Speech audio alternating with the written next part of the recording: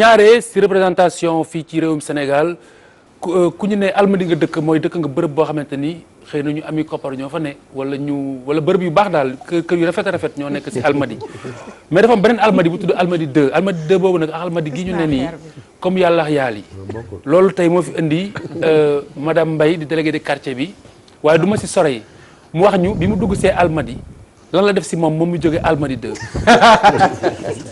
bismillah madame Mbaye. bon asalaamaaleykum wa rahmatulah. booru si autoroute ba sa kaw. ñoo ngi leen di nuyu yéen ñëpp di nuyu téléspectateurs yi. di nuyu surtout waa Almadies 2. sama voisin yi fa nekk yëpp. Almadies 2 juste pour localiser ko mu ngi nekk ci sortie 9e bi. vers Rufisque sortie 9e bi. c'est juste bon boo. pratiquement ci échangeur bi waaw. ci échangeur boo ci échangeur bi rek moo nekk à droite. non Cyprès c'est à droite. Bii c'est à gauche. vers Jaxaay avant les stations. Oui. Sur les images là on voit la cité. Voilà. Je connais. Bismillah. Bismillah poursuivez madame. Voilà donc ñun moom Almadies 2 li Khalifa wax dëgg la boo gisee ñu tuddee ko Almadies foofu pratiquement ña fa nekk ñëpp c'est des agents de l'État. kenn amagu ci 50 ans. ñu ay jeunes yu gëm seen bopp bâtir ay kër yu rafet. lu ñu mën si bâtir kër yu rafet kër ku ci dàq xam lu ñuy concours. dàq kër yéen Almadies 1 fi dàqale wu la ñu kër. ñun dëkk ñu fi de. non même bu fekkoon ñi fi dëkk boobu. dëkk ñu fi ma naan ñëw dëkk. xoolal ñi fi dëkk laaw ñi fi dëkk. dàquñu ñu kër ñun. parce que ñu gëm seen bopp fa nekk. xam li ñu bëgg kon amu leen problème non si xam nga ñoom problème cet la ñu am cet xaw ma problème mais suñu bopp tëju na. vraiment ñun on ne dort plus. am nañ problème parce que problème moo tax xam nga ni ma wàcc jubal si fii TFM toog fi donc bi ñu ma commencé ci wax expliquer la exactement ñun suñu problème lan la dañoo ñëw foofu nekk ay jeunes pratiquement booy xool Almadies 2 waa Trésor ñoo fa nekk waa impôt domaine magistrats yi les procureurs ak waa RTS. amul enseignant quoi. bon enseignant bu fa am dañ laa jaay. am ñeneen ku fa am aussi te doo te bokkoo si ñooñ rek dañ laay jaay wala nga ñëw keneen jënd nga juuf fa non du coopérative titre foncier la le TF 777 TF 777 dañ ko xam nga titre état la mu joxoon ko ay agent wam mais ñun suñu cat mooy syndicat des impôts ñoom ñi nga xamante ni ñoom ñoo ngànkoon syndicat bi ci comité doon jàpp muy Ilimane Pouy ak ñoom Diobass ainsi de suite chargé des revendications ñoom ñëpp toog naa ak ñoom amul ku ñëwul sama kër ñoom ñoo jëloon syndicat boobu ñoo jëloon partenariat ak Diop Sy ku ñu naan Demba Diop Sy bon partenariat bi ñun liñ ci ëllëg mooy dem nañ ci rajo yi dem naa Sen TV rajo yi télé moom ñëpp xàmmee nañ dem naa Sen TV dem naa Walfadjri sitting nañ def nañ lu ne mais rien dara marché wu biñ demee ba au dernier moment bi ma demee ba ñu xam ni ci dossier gis nañ ni ndekete syndicat des impôts ak Demba Diop Sy amuñu benn contrat de signature c'était verbal quoi 50 parcelles daal lañ ko jox boo duggee ci site Almadies 2 nature des parcelles des valeurs parce que moom moo terrassé site bi comme les entrepreneurs d'ailleurs ça se passe comme ça donc bi ñu ko fayee 50 parcelles moom génn na si benn télé après tontu ñu ni 50 parcelles mi ngi ko jaay benn bu ne 3 millions professeur 50 parcelles fois 3 millions day nekk 150 millions 150 millions ñun lu ñu gis bokk te ku fa ñëw gis ko parce que ñun aussi ay xale lañu di liggéey ak di liggéeyal état donc dara jaraluñu ay wax lu amul lu ñuy wax rek dañ koy teg ci dëgg parce que dëgg rek lañ ko moo ci loolu lañu nekk donc mënuñu nekk ay naafeq beneen bi ñu ñëwee ñu wax ci dem ci ba sonn mu ni moom cité ba def na fa 1 milliard te ñun ñetti poste lañ fa gis ñetti poste yu ñu fa def poste 2 ak poste de mooy poste courant yi ñun amuñu ndox amuñu courant au suuf Almadies 2 amul courant amuñu ndox amuñu courant en 20 minutes du palais ah oui et puis des fonctionnaires dëkk fa ay fonctionnaires le ministre des finances il est au courant Amadou Ba xam na site bi bu baax mu Amadou Ba seen agent là mais xam nga lu man kan laa yaakaar yàlla Mamour Diallo le directeur des impôts il est au courant xam na lépp kilifa yëpp xam nañ ko xam nañu site boobu bu baax xam nañu si amul ndox amul courant depuis 4 ans maa ngi fa dëkk man si ay bërigo ngeen naane bërigo yi ngeen gis noonu ci la ñuy naan pratiquement xale yi ñëpp seen biir dañoo neewi parce que tout simplement yow saret bi lay jaay ndox xamoo fan lay jëlee ndox mi ba pare da ngay xool yow war a di liggéeyal état di sakku di yeewu 5 heures du matin di nga root wala nga chaque jour di nga dem marché boo demul marché sa njaboot du ñu lekk. bërigo yee nekk nii bërigo yaa ngi nii. ngeen kekk si ay ci la ñuy tànk xola di togg di lekk de ay sànqal dañuy eau de javel lu ne la ñuy def mais xam nga sànqal la ñuy mënut a ñàkk ci ay bërigo yoo taaj. c'est pas possible. donc ñun on ne comprend plus ndax ñun ay guinéen lañu wala sénégalais lañu. même guinéen ils ont le droit de. non c'est-à-dire Boubacar je t'assure mënoo comprendre ñu liy dund. il faut nga nekk fa di ko dund pour xam ko. c'est très dur xoolal tàngaay bu metti bi xool ko sa bopp tàngaay bu metti bi rek. nga yeewu julli fajar yóbbu sa njaboot ñu jànge nga dem toog ci bureau di liggéeyal état ba 5 heures ba 6 heures. de comme comptabilité lañ ne des fois damay dem ba au delà nga wàcc ñibbi sa kër boo ñëwee tu mënoo sax. mënoo li xale yi nag mënoo xappi. mënoo yóbbu sax un petit travail à la maison pour àggale ko foofu. non tu peux pas. y a pas de courant. d'accord donc du coup mais loolu lan moo ko jur lan moo jur loolu. c'est parce que Diop Sy ak syndicat bi. Diop Sy je signale que jëm nañ ko jot depuis cet après-midi. Diop Sy ak syndicat bi daal. am na numéro bu ñu mën a jotee si souhaite réagir. waaw. oui ñoom ñaar. waaw mooy bi politique Demba Diop Sy. le député non jaayuñu ko foofu titre foncier état la moom moo def terrassement ñu jox ko 50 parcelles. mais nee na waa état bi joxuñu ko 1 franc dañ ko waroon jox xaar pour mu eggale travaux yi. mais joxuñu ko ci li mu wax. donc dafa croiser les bras. ñu croiser les bras di seetaan. di ñu dawloo ba un certain moment bi élection yi di jub si mu ñëw fa jox ñu setamine bi élection yi di jub si dañ ko invité mosuñu ko jot mu ñëw dig ñu fa ni balaa mois de ramadan bi ñëpp ak may dégg du ma wax lu am balaa ñoo woor dinañu indi ndox. gis nga tali bi bu dee daw suñu oto yëpp dañ koy gaare station kenn ñi mawul dugg ci voie yooyu. kenn parce que booy dugg sa oto di yàqu. booy dugg sa oto di yàqu benn goutte d'eau bu demee mooy inondé na amul canalisation amul dara nous vivons calvaire bi ñuy dund mun ñu ko sa expliquer mun ñu ko exprimer. très bien c'est très dur. très bien je pense ñëw na daal ni dinañu indil tali dinañu indil ndox ba mu ko waxee ba ñu voté ba mu am benn député boobu te lañ ko mujjee gis. ñu jëm nañ ko jot l'après-midi mais mujj ñu ko jot bàyyil nañ ko message. am na numéro bu mu ñu mën a jotee bu fekkente ni am na volonté réagir. merci beaucoup Birima ku la daggal Almadies 2 di nga fa dëkki. li ma xaw a jaaxal ci yëf yi mooy. dama jàpp ni erreur bi ñu commencé ci ñi jiitaloon ñoom. seen jiit ñi doon def contrat yi wax boo ko déggee rek di nga xam fan la jëmee. parce que ay kër du caaxaan xam nga affaire yi fu nga xam nan lay demee état day dagg kër état rôle la mooy mu dagg kër jox citoyen mu dëkk loolu du débat loolu war demee seeni travailleurs am ay coopérative yëpp loo xam ñun am nañ koy ay kër à Saint-Louis bu la joxee bu état day dagg jox la léegi bu daggee jox la yow yéenay dajaloo seen biir en général am na ñuy cotiser am na ñu nangam yéen wut promoteur promoteur seente un contrat loolu xaw a jaaxal dañu suñu binduñu këyit dañoo waxante rek ndax xam lu mel noonu dañu war a bind dañu war a bind ay contrat wut ay këyit yu wóor jox ko ne ko lii la ñu bëgg lii leen lay fay da ngeen koy jox 50 kër yi ngeen koy jox mu bind wane ni jot na 50 kër sur la base de ces 50 kër lii ak lii leen war a defal dégg nga wax bi dafa koy dee na bokk rek wax ak nit ki mu wax nga def ko bu fekkee ne ni nga ko waxee am na bu Diop Sy jubadee it bu dee am na laa wax je pense bien bu dee jubadi na it ñàkk ko jox jubuñu. tamit dëgg. ñàkk ko jox ñu ne la bonne information. parce que du fi intellectuel ay cadre lañ. kenn du signante contrat noonu. verbal loolu amul fenn. ce qui veut dire ni ko verbal ak état. waaw du état. non syndicat des impôts. syndicat des impôts la buuba. xam nga mel ay agents yu liggéey ci fonction publique la. léegi demande ay parcelles loolu yoon moo ko joxe employeur état Sénégal. état dagg day def titre foncier jox leen. mais xam nga la ko joxe. àll day am ay creux am ay montagnes am nangam. yéen soit il y a deux choses. soit ñi fay am ñëpp. day cotiser xaalis fay promoteur bu ñu liggéey la wala bu ngeen ko amul ngeen fay ko am. en nature en nature. mooy jox ko 50 parcelles. dans le cas d'espèce loolu moo xew. voilà xam nga 50 parcelles lu bari la. dañu 50 parcelles ne ko rek terrasser ñu suñuy kër andil ñu ndox loolu andil ñu courant defaral tëli yi. mais booy def loolu dañu di bind ay kayit. bind na amu ci. parce que bu ngeen bindee kayit tey soit yi eggalewul liggéey bi ngeen mën ko porter plainte devant la loi mais ka def loolu xam na ko. donc je pense que affaire bi. ma nga njëkk a jaxasoo. te ñoom ñu wóolu woon. jiital leen bu dee noonu la demee parce que aussi nag damay bàyyi réserve.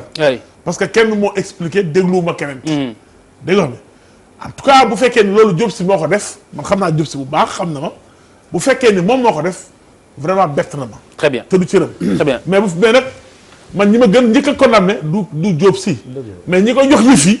en tout cas bu dee noonu la demee ñoom jubuñu. très bien alors Papis. dama xaw a jaaxle. alors parce que madame Mbaye bu mu waxee ñi constitué habitation bi. elle m'a parlé de magistrat yi ngi si wàllu droit yoon. ay fonctionnaires. agent du trésor intellectuels. après mu dellu wax ne contrat verbal. man xamul li contrat verbal. en soi. je ne comprends pas le engagement moral moo am da ngay ñemee wax ji mooy contrat deal rek. un engagement moral la contrat deal sax dañ kaa signé. mais xam nga contrat dañ koy bind signé ko loo ñàkk a jàng xam ne dañ ko war a bind signé ko. waaw xam nga contrat verbal moom engagement moral la ñu war a mën a comprendre. engagement moral. et pour une affaire aussi sérieuse. donc ñi composé habitation boobu man samay voisins lañ un peu sorewuñu. benn constat laa def gis naa ni tabax yi dafa gaawoon trop. dafa gaaw trop. macha allah dañu am koppar. vite fait. non c'est vrai parce que rafet de moo wax loolu man maa tudd ma commencé ne ko amoo problème quoi. non man sori ma je suis à 2 minutes maa ngi unité 11 bi. je suis pas très loin je je suis un peu voisin. man constaté woon naa ma ne fii de tabax yi gaaw na trop. vite fait mu dem mais. man ñoom laay y a de très belles maisons. loolu boo ko waxee amoo problème de. non c'est que ñun li ñu amee kër defe naa moo tax sax ñu bañ ñoo indil ndox courant. parce que cet bon xam nga ñun doguma la Papis. mais li ma mënta comprendre man mooy bu fekkoon même bu fekkoonte ni tekkiwuñu dara ci réew mi sax dañoo am droit ci Sénégal. alors l'honorable député est en ligne. war a am ndox ak courant. waaw léegi. comprendre nga. il a réagi ñu déglu ko Papis excuse-moi. honorable bonsoir. Merci Khalifa. Merci beaucoup. Alors, c'est un honneur pour moi de vous avoir sur ce plateau-là au téléphone. Parce que am na loo xamante ne faaw ñu seedeel la ko rafetlu ko. mooy ñi doon def kii nu mu tudd élection législative yëpp demoon campagne. yow kese bi campagne bi jeexee yaa def say panneau remercier Sénégalais yi la woteel. ça c'est à souligner loolu bariwul. il l'a fait. Vous avez dit merci def say panneau remercier Sénégalais yi la woteel loolu bariwul. c'était souligné en passant. voilà ñu ngi lay déglu. waaw maa ngi leen di remercier yi ñëpp di leen sant. oui. dama déglu par hasard rek na ma nit woo. dama déglu li ñuy wax TFM. très bien si ngoon ba tey maa ngi lay jéem a woon rek. man maa ngi soog a génn assemblée ça fait même pas 10 minutes. très bien. donc mënu ma leen woon gis télévision. li ngeen ma def mooy au moins dafa teg téléphone bi ci télé bi. ci télé bi. vous avez la radio. non non à la télévision dafa teg kii bi ci télé bi rek may déglu li muy wax. boo amoon rajo mën nga ñu déglu sur 99.4. non amuma rajo actuellement nii. parce que très bien là vous êtes en direct là agsi nga bismillah. léegi dama déglu léegi madame Mbaye mu wax li mu wax. nit buy wax day wax lu mu xam. wala lu mu fekkee. nit ku baax du sos. man ku ma xam ni lu may wax àddina dama koy ñeme ba ñuy def foofu àll la amul woon ay ñax fa nekkoon ak i garab 45 hectares la bi ma koy liggéey impôt et domaine la ñu ñëw ñu ne nañu ñu jàppal leen pour ñu defar ko ñu am 5 hectares ñoom yoo xam ni jànku moo leen ko joxoon bi mu nekkee directeur général amul ba jox leen 5 hectares. ñu am ci 13 14 5 hectares am ci 777 5 hectares. Ousmane Sonko mi ngi may dégg moom laa doon waxal au départ waxuma keneen Ousmane Sonko laa doon traité. bi ñuy defee ñoom seeni parcelles. mu nekk 300 parcelles pour impôt et domaine. impôt et domaine ak direction générale ñu ñëw toog ne dañoo bëgg a defar cité impôt et domaine. bi ñu ñëwee bëgg a defar cité impôt et domaine. ñu ne ñoom 300 seen 10 hectares lañ bëgg defar man leen kenn mënul defar 10 hectares yi bàyyi 45 hectares yi ndax boo bëggee def assainissement mënoo def assainissement pour benn partie bi bàyyi benn partie bi mënoo def terrassement benn partie bàyyi benn partie lu jub ñu ne kon nañ defar lépp ñu defar devis defar ñaari devis benn pour benn côté impôt et domaine ak benn côté pour l'ensemble. boo jëlee ñaari devis yëpp assainissement bi dégg naa madame Mbaye mu ne amul assainissement. nit ku baax da ngeen di jël seen télévision ngeen dem sur place ngeen xool on a les images honorable gis nañ ay bërigo ñu taaj di si def ndox. assainissement donc zéro xaram. attends mu ñëw ak Khalifa. oui. taaj ndox lii xam yéen nga assainissement. loolu liggéeyu SONES la. SDE mooy dugal ndox. assainissement balaa ñu njëkk a wax canalisation la ñu njëkk a wax. oui. canalisation yi bañ koy terrasser di ko gas di ko defar xeer ya fa nekkoon xeer yi donc là pour génne leen benn xeer bu nekk. pour nga génnee ko xeer bu nekk était sur 14 wala 16 mètres carrés. oui. fondation pour ñu génnee leen. am na ci ay xeer yoo xam ne ba léegi ña nga fa def. bañ koy defar foofu moom xamul naka la meloon daa xëy suba ñu jox ko terrain xamul terrain bi naka la demee nit ku baax buy wax day wax lu mu xam. dama ne li ñu daj foofu ci terrain bi moom fekkeewul départ bi kon mënu ko. mais c'est pas le problème li ngeen daj c'est pas le problème le problème mooy est-ce que contrat moral wala contrat inexistant bi contrat bi amul nu mu demee. non contrat bi xam nga nu mu demee. xam nga ak ay nit bu ñuy wax kàddu dafa fort man sama kàddu moo gën fort këyit. ah oui. man sama kàddu moo gën a fort këyit. la ñu d'accord ak ñoom mooy syndicat impôt domaine day joxe yenn parcelle état bi joxe yenn parcelle c'est ce qu'on avait dit. honorable nga baal ma mais c'est un peu léger. venant de votre part nga wax. kaddu c'est bien non mais kaddu c'est bien ñëpp am kaddu enfin. góor day am kaddu on est bien d'accord góor day am kaddu mais sur une affaire aussi sérieuse nga ni sa kaddu moo gën a fort këyit c'est trop bizarre oui. Alifa xam nga am na loo xam ne boo ne sama kaddu pour man ak këyit kenn kuy liggéey ku nekk bëgg nga contrat. oui. kenn kuy liggéey ku ne bëgg nga ñu bindal la këyit. tegal la contrat tigi mais état moo soxla woon ak impôt domaine ñu ñëw waxanteeg man mu am matériel mun leen liggéeyal. oui. ñu wax ñu ne dañ defar contrat bi ma ne d'accord naa. bi ma demee ba xëy suba gisuma këyit gisuma dara moo tax ma arrêté travaux yi. ah très bien. arrêté wu ma travaux yi comme ça pour la forme avant de l'arrêter dama essayé laaj këyit ñu naa ma tey suba ngoon. travaux yi dem mais jot nga see 50 parcelles. jot naa ko kay. jot naa 50 parcelles. kon kay kaddu gale ñëw respecté seen kaddu wala honorable. non bu ñu respecté woon seen kaddu kon du demee noonu 150 millions boo ko dugalee ci ay presque 2 milliards. ah dégg naa madame Mbaye mu ne li ñu fa liggéey du daal dama ne 150 millions ci liggéey boo xam ne presque 2 milliards la ngay xaar kii bi loo dara. da ngay taxaw. très bien honorable vous semblez pas avoir convaincu mais xaaral ne quittez pas restez en ligne Bouba. waaw man en fait man j'ai un problème énorme parce que xam nga Sénégal la ñu nekk quand même. mënuñu toog ci plateau télé boo xam ne ñëpp a koy seetaan macha allah ñuy dégg par exemple lu mel nii parce que venant de ay représentants de la République non man waxuma dama ne c'est-à-dire que ñu ngi waxi parcelle ay waxi 150 millions ay waxi 45 hectares te mënuñu wax ni y a pas benn bic bu signé ci benn kayit quand même ñun ñu ngi toog ci plateau bi kenn xamul sax looy wax parce que du affaire u kaddu quoi je pense que c'est un peu léger c'est un peu léger je pense que man c'est un problème bon je te respecte beaucoup parce que bu dul dara weex nga te samay morom bi bàyyi nga sama morom ni jaay man xale laa mais gis nga ba ma juddoo ba léegi kenn xamuma ci wax lu dul dëgg gis nga tey boo gisee boo gisee Almadies 2 en unanimité ñëpp laa wax kilifa yi fa nekk yëpp def ma chef de quartier c'est pas pour rien man yàlla sunu borom rek laa ragal li mu def laa wax sagam samay kilifa mi Amadou Ba laa wax li ma ko wax sama ak moom li man la defu fa dara ñetti poste courant moo fa nekk te dara newu fa boo dee mën nga fa lal sa basang tëdd ñun lu ñuy dund la ñuy wax. waaw mais léegi man dama la dog benn affaire dafa wax benn affaire xam nga aussi wax dafa egg parce que ñun dafa am ay nit yoo xam ne aujourd'hui boo demee assemblée nationale dañ fa am ay représentants am na un certain monsieur Sonko qu'on respecte beaucoup turam dafa génn ñaar wala ñetti yoon et man ça m'étonne parce que du ma bàyyi mu romb non xaaral rek xam nga lu ma bëgg a xam parce que dafa ne moom lay doon waxal directement bu ñu nekkee ci plateau bu mel nii ñuy dégg ay légèreté yu mel nii man dama bëgg comprendre on va laisser expliquer alors ñun les habitants xam nga ñun sax ñun les habitants mais dama expliquer c'est loolu alors li nga wax ak ñun la ñoom seen intéressé wuñu ñun dañoo bëgg li ñuy dund ah non intéressé na Sénégalais attendez donc honorable pour ñu tënk donc yow sa kaddu fonk nga ko ba fii privilégié ko par rapport ak këyit en face respecté wuñu seen kaddu ci yenn anam vu que jot nga say 50 terrain ba pare bor nan la ñu respecté wule seen kaddu jaay na ko s'il vous plaît madame espace vert plan baa jaay na ko moom dama ne.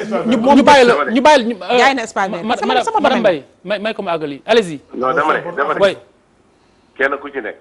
way la ngay def sàqulaay taalaa ngay waxal. peut-être convaincre ma leen. mais man xam nga lan laa bëgg. non li nga wax kay leer na yow amul kayit mais da nga doon waxtaan ak sa naataango. li may wax wala li may wax ah. way ñoom responsable yëpp a ngi dégg li may wax.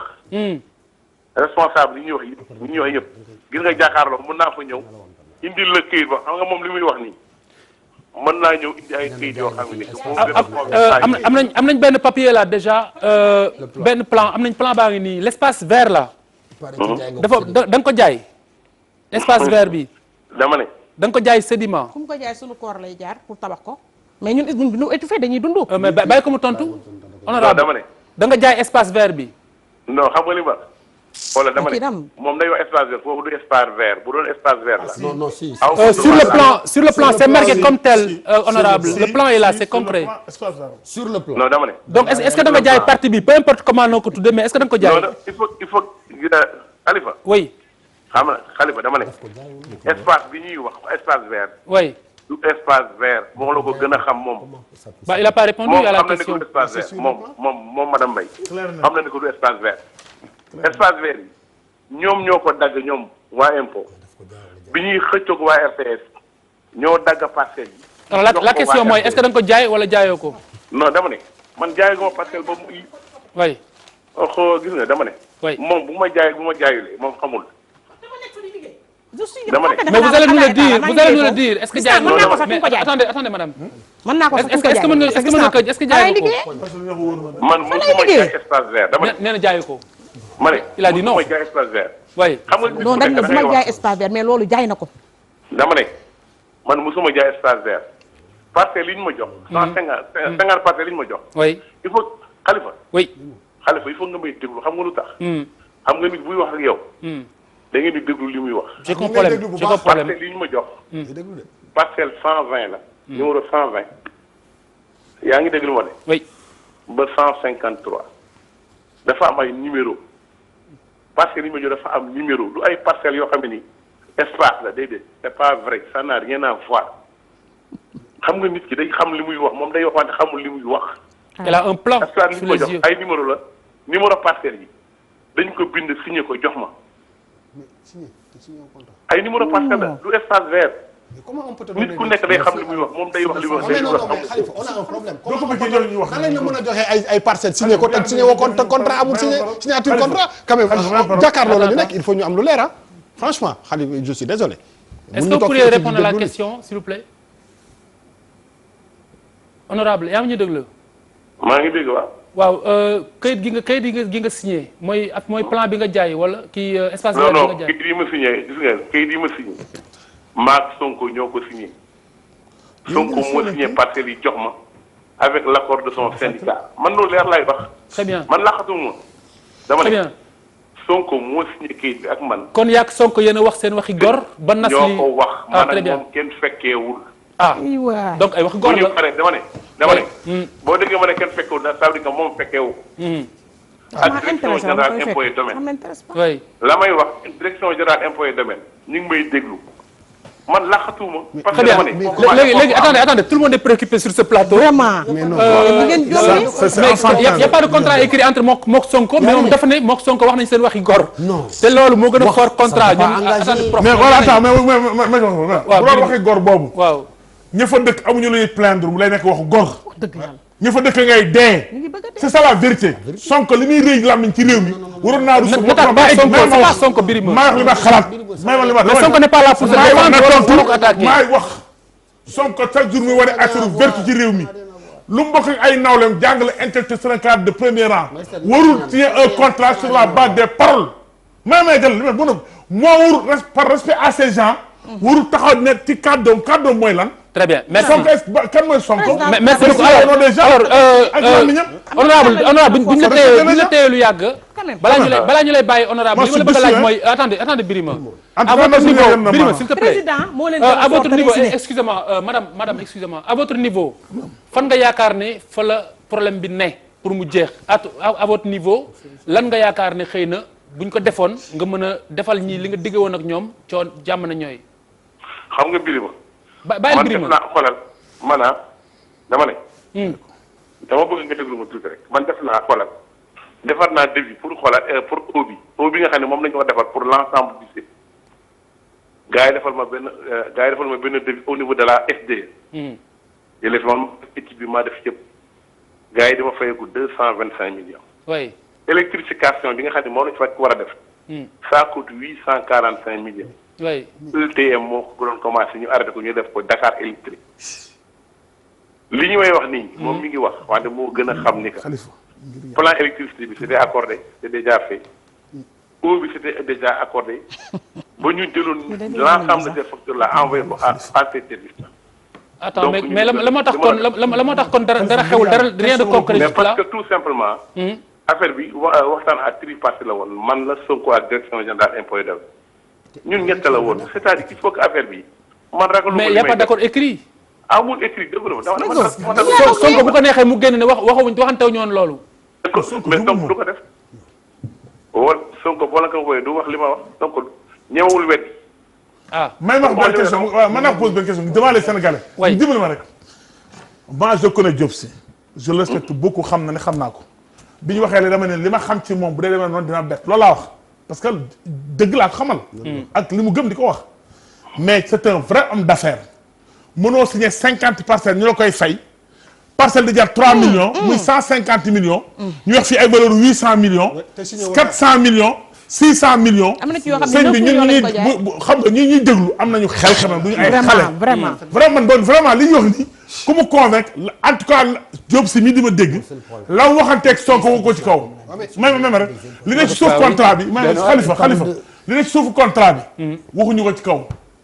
c'est ça la vérité. très bien alors maintenant ces habitants là ñoom ñooy pâtir. mais bàyyi ko mu wax est-ce que kon dafa am lu nekk suufu contrat bi li ñu wax. am na lu ñu waxul de. honorable léegi yow dafa mel ni apparemment da nga am problème dafa mel ni comme si vous auriez vendu la peau de l'ours avant de l'avoir tué maanaam li nga encaissé gul dafa néew lool par rapport ak li nga war a investir loolu mooy sa problème fi mu nekk nii. non xoolal man li ma investir déjà xoolal Khalifa. oui li ma investir dama ne. j'ai fait l'assainissement li may wax ni lu leer assainissement dañ koy gas tuul ko booy dem fi kan jaar fa. dama ne assainissement dañ koy gas tuul ko. c'est Almadies 2. assainissement mooy l'ensemble des tuyauteries yi. def nañu 13 14 ba mu jeex. def nañu benn partie 777. oui dama ne bi ma gisulee lu ma xam ma ne leen investissement yi dañ koy suul investissement bu ñu suul nit du ko gis. tali yi maa ko defar tali yi àggul parce que bi ma demee ba xam ne gisuma dara lu ma xam état bi lañ ma dama ne dem nañu réunion impôts et domaines ñu bind ministre bi lettre mu mettre ñu en rapport ak Dia. qui est le directeur le président de la commission domaniale. ñu dem sur place ak ñoom seen association bi ñu demee toog bi ñuy wax dégg nañ la ñuy wax ça c'est le travail de l'État état moo waroon defal route yi état moo waroon def assainissement. mais yow lañ diggaale loon pour terrassement beeg yeneen yi. waaw mais terrassement maa ko def dégg nga dama ne maa def terrassement bi yëpp. oui terrassement bi yëpp boo ko defoon gis nga terrassement. oui boo jëlee benn terrassement. ñii liggéey dama ne xoolal rek xam nga man d'accord naa pour dimbali leen ñoom xam nañu loolu.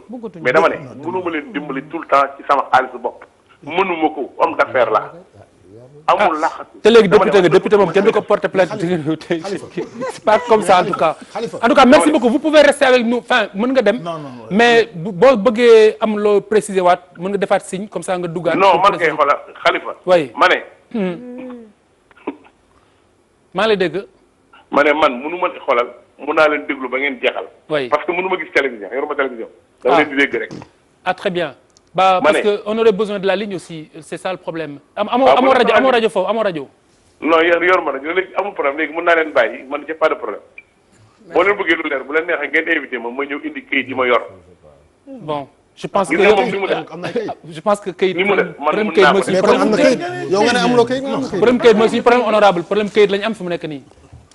non dëgg la dama ne. xam nga kayit moom dañ koy wax. oui. xam nga 50 parcelles kenn mënu la ko jox te jox ñu la kayit. contrat bi leen lié. non amul contrat écrit. mais merci honorable merci beaucoup. Khalifa.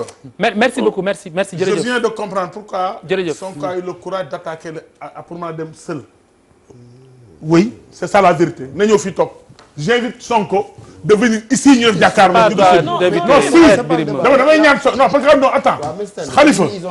ñun suñu non problème xam nga problème en réalité c'est des victimes. du Diop si moo tooñ ni ak directement attention man damay liggéey ci université damay liggéey ci établissement sa collègue yi àndandoo jël seen ànd def fenn jiital la nga yor seen kàddu nga signé ces genre de contrat yaa ne njëkk a tooñ. merci Birima professeur jëlal. waaw bon li ñuy wax mooy tout le monde est inquiet sur le plateau. inquiet parce que d'abord lu yem nii jànguñ lool nag waaye wax dëgg yàlla lu yem nii. waaw maanaam nga ba mu cité bu yem nii. ay woo fonctionnaire nangam investir ay millions nga ne à la base. y a aucun contrat. alors man gor laa yow gor nga quoi. bon après dans une république organisée. donc man xaw ma sax fan laay commencer ak fan laay waxee. dans une république organisée. nga ne damaa def lii parce que sama kaddu nangam on ne met pas en cause la parole de quelqu'un mais nous sommes dans un état. république waaw moo tax may la c'est une inquiétude. en tout cas tu dois être très fier. mais li mu mel nii. tu es une dame. jigéen nga mais war a fier nga. parce que dañoo taxaw wax la ne sa kaddu dëgguwul. ci biir wax ji mu leer Sénégal bi sa wax sa kaddu gën a jub. wax ji fi jub parce que moi je connais Diop. Birima dañu bëgg a wax ñun tam on fait partie de l'émission quand même. waaw mais d'accord ñun tam dañu bëgg a wax. waaw mais non dañu bëgg a wax. non kon dama ko wax benn wax. man dama xam nga dama naqar jafe bi. moi je connais l'homme. waaw mais. Birima on t'a compris Birima mais non. on t'a compris. ça m'a surpris mais dafa am. moi je suis déçu. non dafa am benn affaire yoo xam ne te loolu c'est-à-dire que bu ñu ko waxul fii. même ñooy seetaan seen kër wala après parce que man li ma choqué dans toute l'histoire mooy il y a 2 noms qui sortent et c'est des députés yu nekk ci assemblée nationale dafa siéger. aujourd'hui vraiment c'est-à-dire. ak une institution. waaw la DGID c'est-à-dire que mënoo ko effacer. mënuloo ko effacer lu ma si bëgg a wax moom mooy nit yi dofuñu quoi. voilà il faut pas comme aussi nit ñi nga xam ne ñooy nekk si yenn position yi lu mel ni c'est dans le cadre d'une émission de télé. mais dañ leen di interpeller ñoom. ñu jël seen ay responsabilités mu pare parce que au-delà de 2000 personnes yu fa dëkk. mais c'est scandale la ngay dégg ñaari ay turu ñaari député ñu war a gérer suñu réew may dégg ay que ce soit keneen ki wala xaw ma ku ci waxul dëgg. mais benn député bi mooy citer nommément keneen di wax que ni on a dealé avec ça et tout ça. ñëpp di ko dégg le président du mais c'est collectif est en scandale ligne le docteur Abdoulaye Diop docteur salaamaaleykum. waaleykum salaam. déglu nga honorable député Diop Sy. waaw. ñu ngi laa déglu. voilà jërëjëf Khalifa. ñu ngi lay nuyu di la sant. waay di rafetlu bu baax ci. collectif Almadies 2. moom mooy président association mooy président bi. voilà docteur Diop. docteur bismillah. oui docteur baax na ñu ngi lay déglu. voilà kon maa leen di gërëm di leen sant. comme man maay président collectif oui. habitant de Almadies 2 là. maintenant le problème qui se pose moom mooy comme ni mu waxee suñu naataango boobu madame Mbaye wax na mbir mi problème bi moom mooy ndox beeg courant bi ñu am loolu mooy suñu problème ak voirie bi peut-être maintenant problème bi bi mu amee jéem nañ entrer en contact avec le promoteur Diop Sy mais jéem nañ ko jot mënuñu ko jot il a fallu que ñu indi ay médias wax ci rajo yi mu dégg ko mu jóg a réagir bi ñu demee ba problème bi commencé jub ci médias yi ñu mën ko jot léegi mu recevoir ñu ci bureau lim wax noonu yëpp wax nañu ko bureau devant des représentants du collectif promettre nañu ay mbir mu ni ñunu problème bi nag léegi il faut ñu gis ministère de l'économie et des finances moom mi ko confié woon travaux yi ñu dem gis conseil technique bu ministère de l'économie et des finances moom gis nañ ko ñun toog nañ moom Diop Sy ak le conseil technique ak quelques membres du bureau wax nañ fa problème bi ni mu demee nee nañ ko dañ ko fayoon en nature ci parcelles yi après ñu retourné am yuñ ko jëlaatal ci moom ci parcelles yi mais il confirme que ni moom jot na 150 parcelles am yëpp maintenant le problème qui se pose jot na 150 parcelles am yëpp 150 la wala 50 waaw 50 parcelles 50 parcelles voilà il a eu ces 50 parcelles vous lui avez posé la question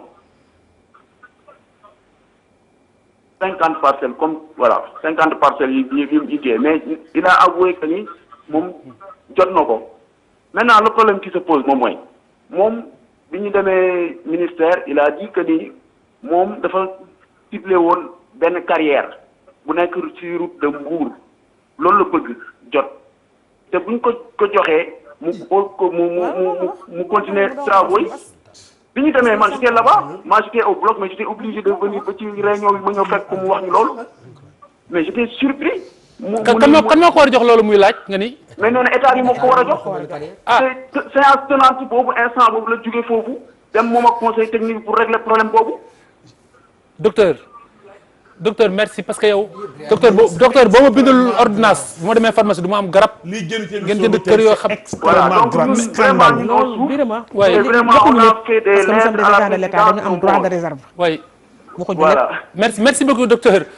merci alors je veux bien que Diop si dugaat parce que il faut mu wax ñu affaire carrière boobu mu demee. yooyu yëpp ay problèmes yu mu soulevé et en plus moi il y a quelque chose qui me gêne parce que je suis de plus en plus enfoncé parce que madame comme dafa am devoir de réserve nee na mënul wax lépp. c'est ça le problème.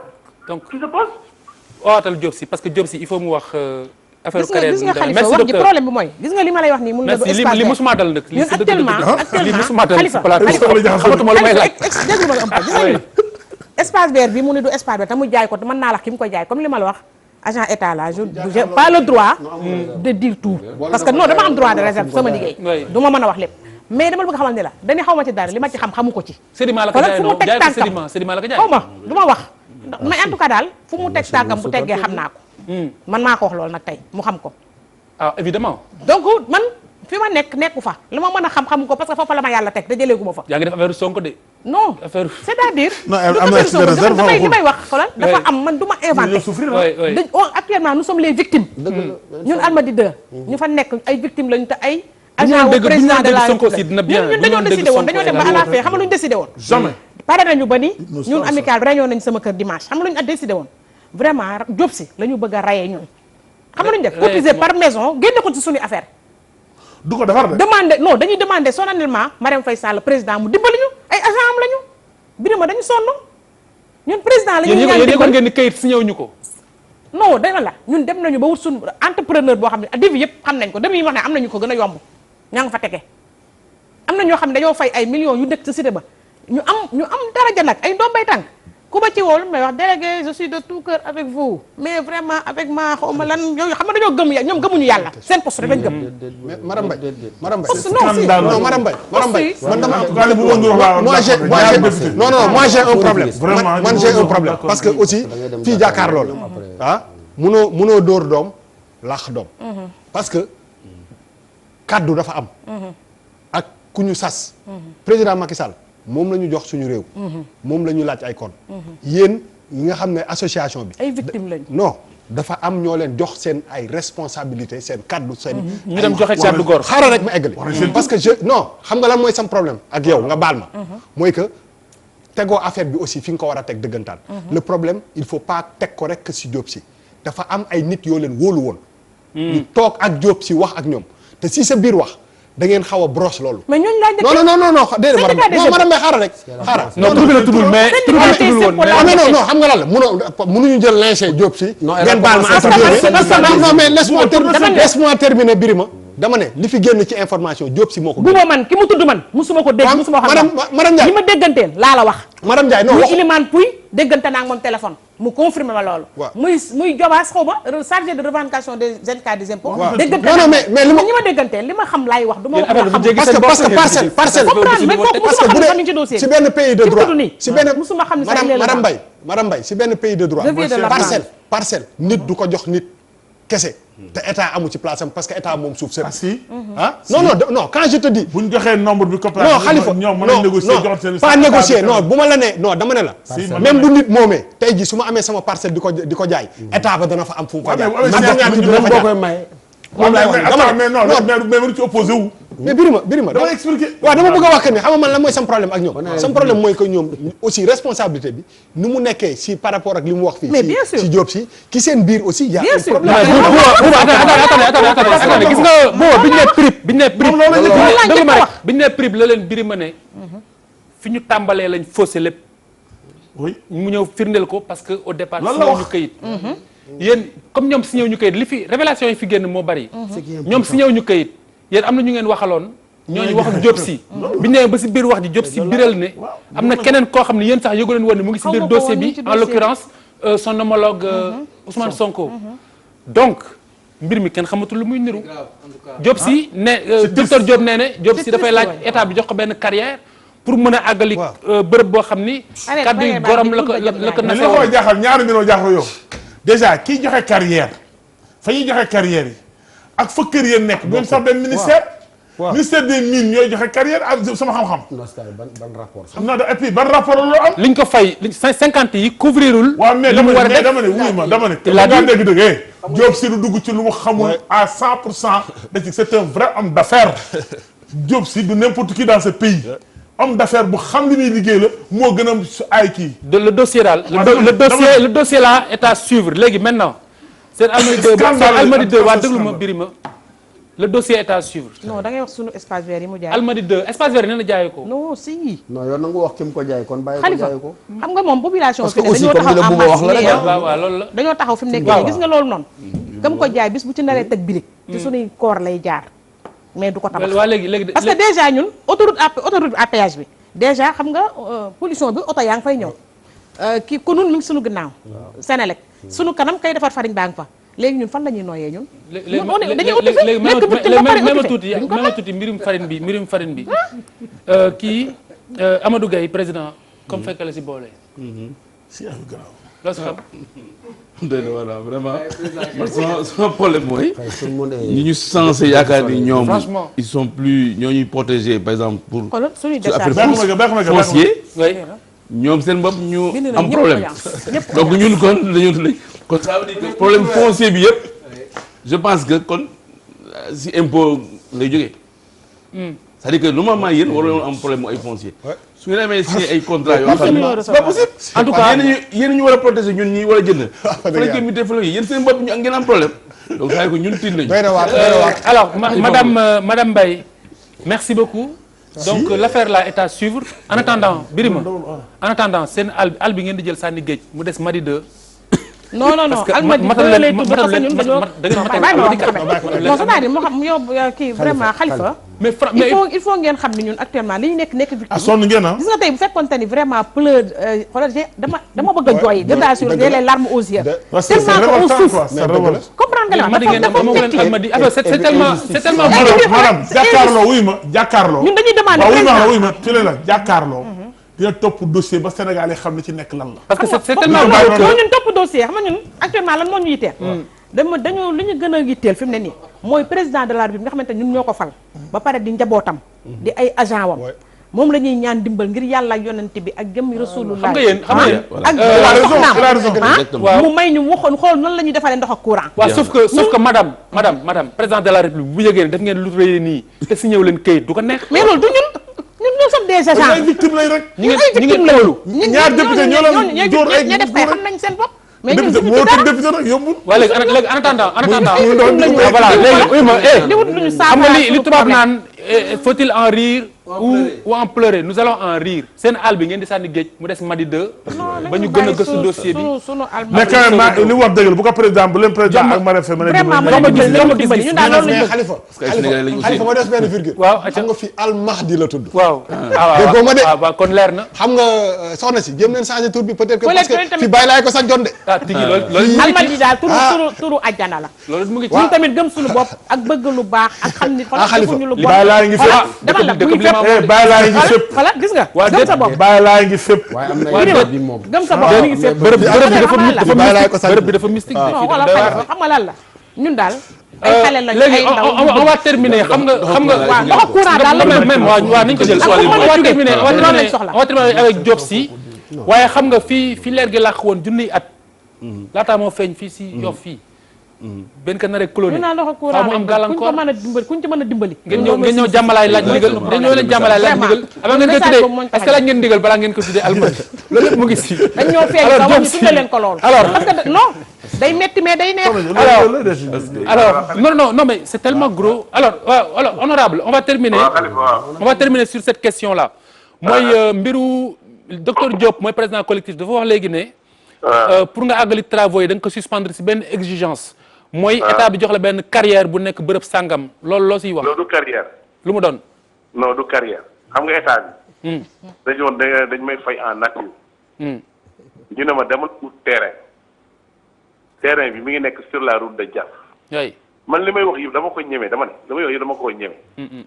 terrain baa ngi nekk sur la route de Diass ma defaat demande bi pour ñu instruire ko ruñ ko ba léegi bi ñu toogee réunion avec le président de la commission domaniale bi nga xam ne ministre moo ñu boole woon ak moom. ma ne leen boo la ko instruire ma commencé mais boo la ko instruire du ma defaat dara. man lu clair lay wax kon xam nga loolu dafa leer man li may def dama ko xam. non xanaa dafa fekk boobu 50 terrains yi couvrirul li ngeen waxante woon. non joxuñu ma sax xool en réalité joxuñu ma 50 terrains 35 terrains lañ ma jox. plus espace vert bi moo tax nga jaay espace vert bi. dama bëgg nga déglu ma. waaw xoolal dama la jox numéro yi ñu ma jox 35 terrains la motul 5.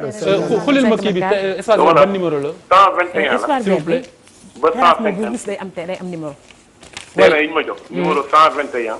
ba 156. ban numéro loolu leer laa la espace vert. mais Khalifa léegi la wax ni moom jox nañ ko 50. très bien donc jox nañ la 35 terrains. waaw rek lañ ma jox. waaw léegi espace boobu ñuy tuddee madame Mbaye di tuddee espace vert. madame Mbaye li muy wax espace vert xam na ni que du espace vert. wala ko gën a xam. moom madame Mbaye xoolal dama ne moom bi ma ñëwee xoolal. 168 Khalifa oui. amoon na ay xoolal foofu amoon na ay équipement xam nga lan mooy problème bi. dama bëgg nga déglu Khalifa ba mu déglu tuuti gis nga plan bi nga yore. lébu gi saa côté doon. Khalifa oui. maa ngi lay xool télévision bi amul son. oui. gis nga plan bi nga yore. mën naa la génneel juróom-benni plan benn ruubu teg morom. ah oui. moom la ñuy liggéey. est-ce que yaa ngi may dégg li ma lay wax. maa ngi lay dégg kay. mën naa la jox juróom-benni plan benn ruubu teg morom. plan bi nga xam ne moo jëkk amoon na dispensaire dama bëgg nga déglu baax li ma la def. plan bi ma jëkkoon jox amoon na dispensaire am école am truc amatu fa espace bi ñuy wax espace vert du espace vert espace boobu sama terrain la man. muy 81 67 ak 81 68 titre foncier laa ko def moom madame Mbaye miy wax xam na ne mënu koo jël. dafa bokk si kii dafa bokk 50 yi. excusez-moi dama ne moom madame Mbaye daf ma doon ñaan moom pour ma may leen espace foofu moom madame Mbaye. na ko wéy duñu am suñu titre bu fekkee ñaan na ma am na ñaan mu regret mais amul. nee na amul de. loolu amul loolu moom je regrette vraiment mag nga taalibe Cheikh nga waxal dëgg loolu amul man dama ñaan kenn loolu amul. yaa ma ko réunion te biir terrain bi wax ko ci kanamu nit ñëpp ne dañoo bëgg nga may ñu fii ñu def fii benn espace parce que amul benn espace dama ne madame Mbaye foofu muy wax. waaw léegi li professeur di laaj mooy terrain bi anam yi nga moomee terrain boobu la ñuy laaj. anam yi nga moomee terrain boobu la ñuy laaj. mais maa ko moom parce que ci sama liggéey la bokk. dafa bokk ci 135. dafa bokk ci 135 terrain Khalifa liggéey bi eggul. non dama ne. attends bir mi dama ne. xam nga liggéey boo fekkee da ngay liggéey ñu lay fay en nature. oui li ñu lay fay en nature yaa ko moom. mais liggéey bi eggul liggéey bi. mais liggéey bi eggul. mais liggéey bi eggul. waaw mais liggéey bi eggul. waaw de mais liggéey bi eggul xaalis bi moo waaw mais pourquoi tey non yow nga ne fay nañu. honorable merci beaucoup sans doute problème bi danañ si ñëwaat si ni mu gën a yaatoo parce que sottee waaw nañ si ñëwaat amul problème ma xoolal gis yi disponible boo la fi ñëwaat bu la neexee ngeen invité ma ñëw toog man ñeme naa. jeex na jërëjëf merci bu la neexee honorable ngeen invité ma ñëw toog.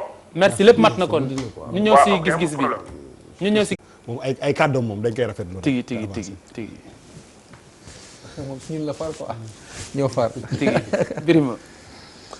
ginnaaw bi ma ko ñaanalee yan bi tegu ci moom maa ngi ñaan ci barkeb Cheikh Tidiane Chérif mu woyof ci moom te mu sut ci ay fan ay magam ak i waajuram amiin yaa rabbal aalamiin ci barkam bi Muhammad beneen bi mooy dama jàpp ni da ko won ne ko bu wax tax nga soppeeku na nga muñal parce que yaay kilifa ñëpp na nga muñal jaam ñi nga xam ñoo ne ci sa suuf luñ mën di waxit bul fayoon teeg ñoom dama jàpp loolu la ko loolu la wax bi xaw a professeur waaw comme ni ngeen ko waxee rek xam nga sëñ bi moom commentaire waxam sax dafa xaw a dis si ñun ndaxte li mu wax daal mooy li am rek boo seetee réew mi xam ne daf ko tënkal rek wala il y a beaucoup de bavardage yaa ngi fàttali ko xam naa léegi bu wane loxo bi mu jóg ma naan c'est le pays de toutes les expertises où tout le monde croit savoir alors que plus on croit en savoir en réalité mooy on en sait wallaay sëñ bi moom waaw yal na ko yàlla sàmm aar ko madame mu ñuy leeral di ñu jiite alors Gaye di rafetlu sunu kàddu sëriñ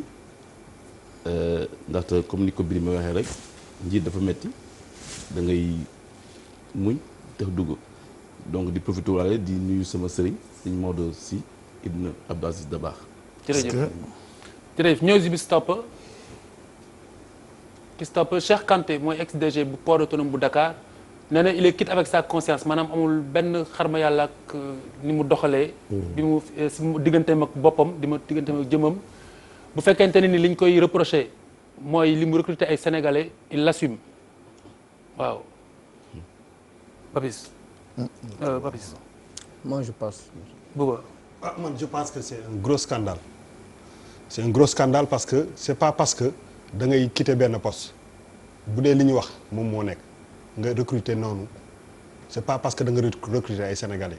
mais parce que lu nekk ak ay réalités am je pense que amul pouvoir parce que da ngay quitter benn poste 11 derniers jours yi nga recruter autant de personnes pensant que yaa ngi dimbale ay sénégalais mais yaa ngi lor ay sénégalais parce que loolu moo taxoon ñu teg ko fa.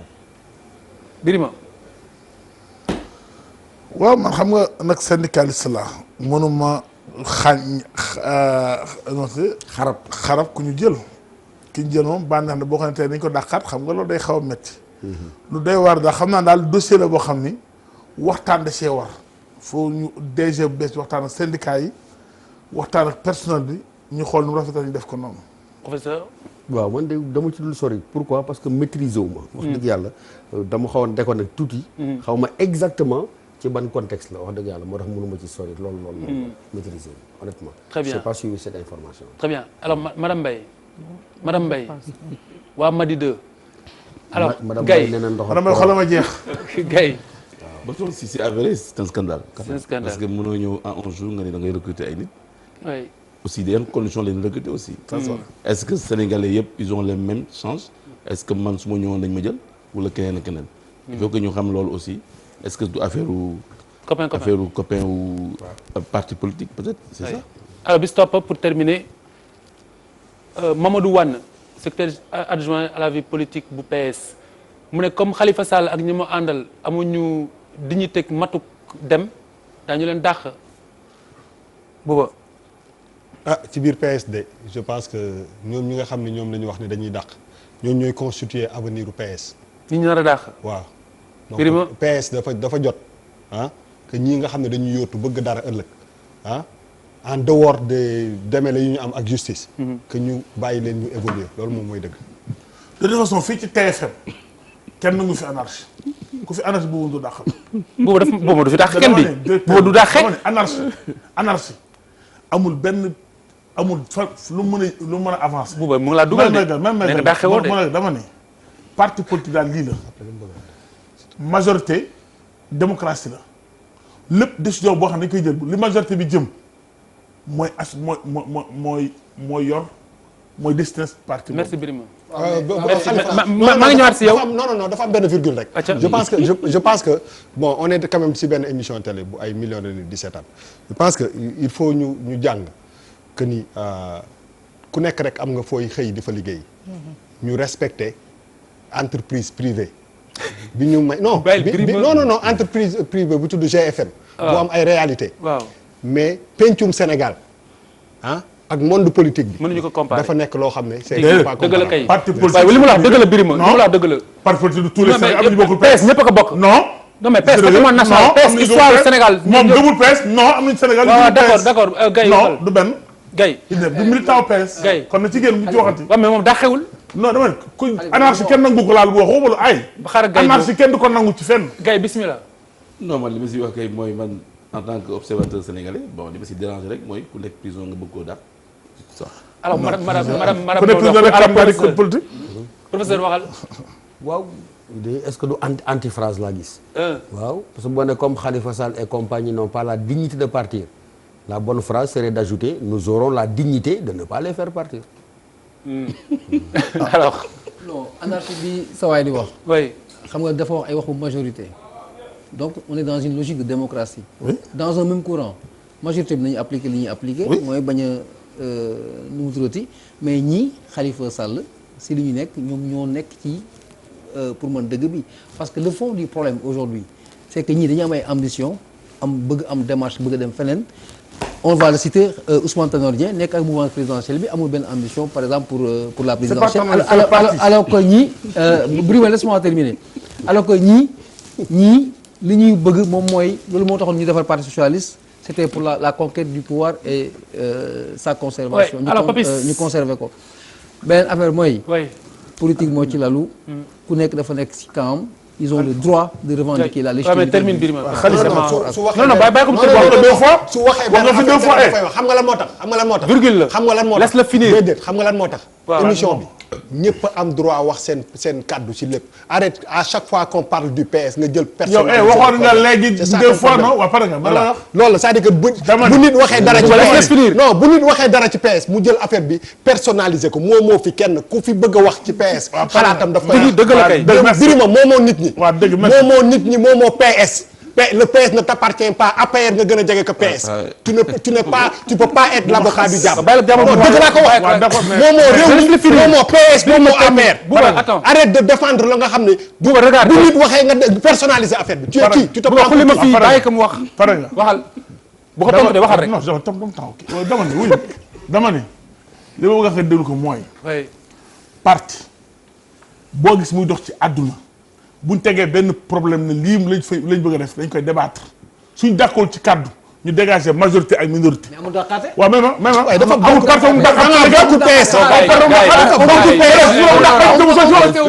mais bokku PS.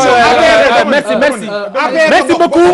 laissez-moi les gens laissez-moi dire au revoir. Papis en attendant Papis toi tu vas bifurquer. Papis booy ñibbi Papis booy ñibbi da ngay jaar Madi 2.